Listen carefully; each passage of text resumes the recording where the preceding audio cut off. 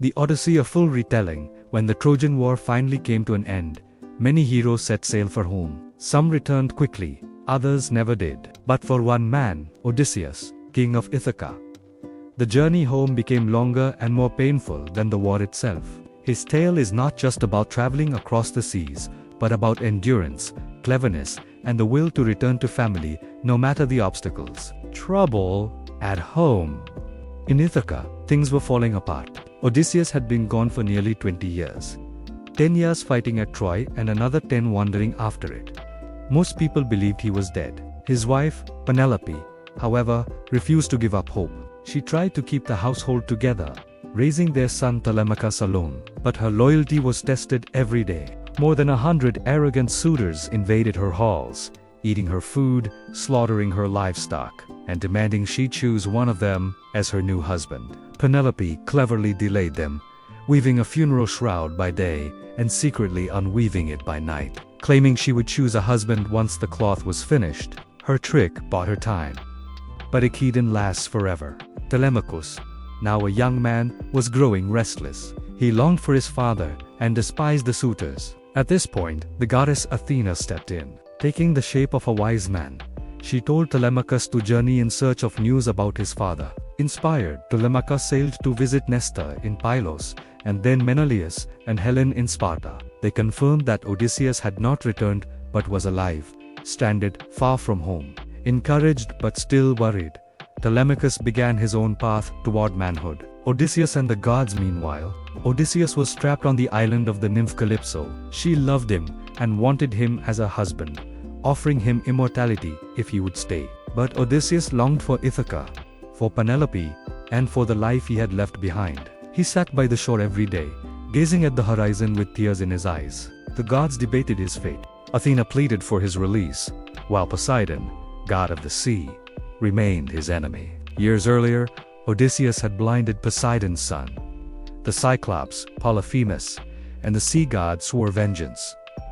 Finally, Zeus ordered Calypso to let Odysseus go. With sorrow, Calypso obeyed. She gave Odysseus supplies and helped him build a raft, but Poseidon struck immediately, whipping up storms to smash him into the waves.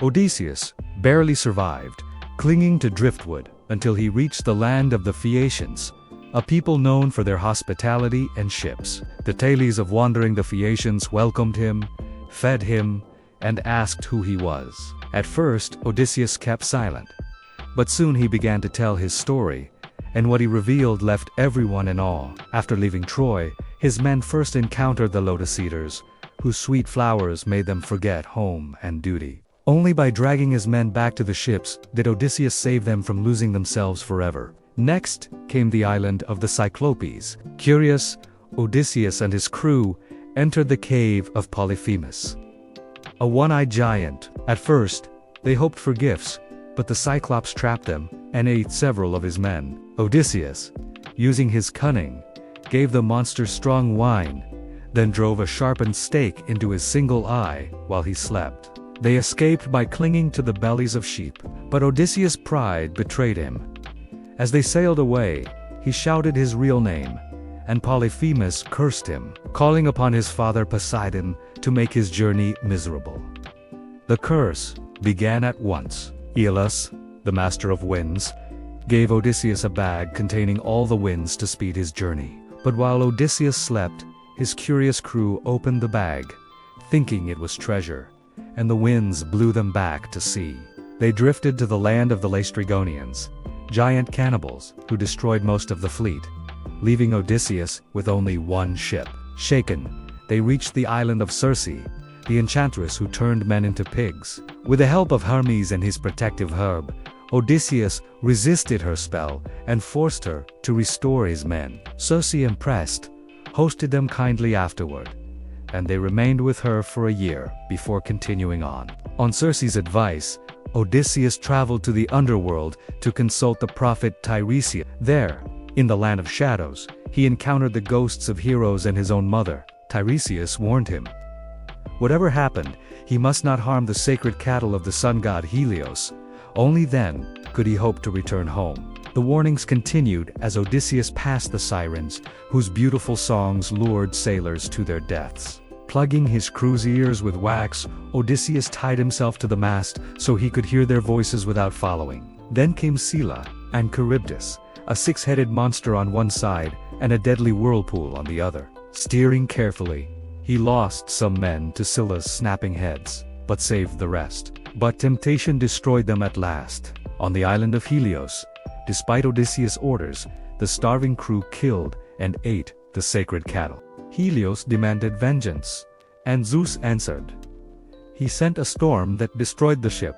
All the men drowned except Odysseus, who drifted alone until he reached Calypso's island. Homecoming and revenge. After hearing his tale, the Phaeacians were moved. They gave Odysseus gifts and carried him secretly back to Ithaca while he slept. When he awoke, kissed the ground of his homeland.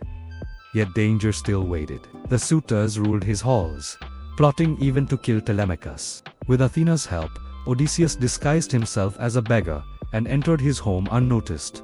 Telemachus recognized him after Athena revealed the truth, and father and son reunited with tears and joy. Together they plotted revenge. Penelope remained cautious. Though she longed for her husband, she feared being tricked. To test the suitors, she announced a contest.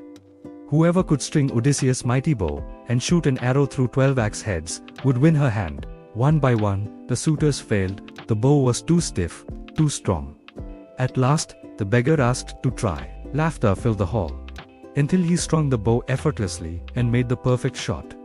In that instant, Odysseus revealed his identity. The hall erupted into chaos. With Telemachus at his side, Odysseus drew his bow again and again, arrows flying like judgment itself. The suitors fell one after another, their arrogance repaid with blood. When the slaughter was done, Odysseus finally stood before Penelope.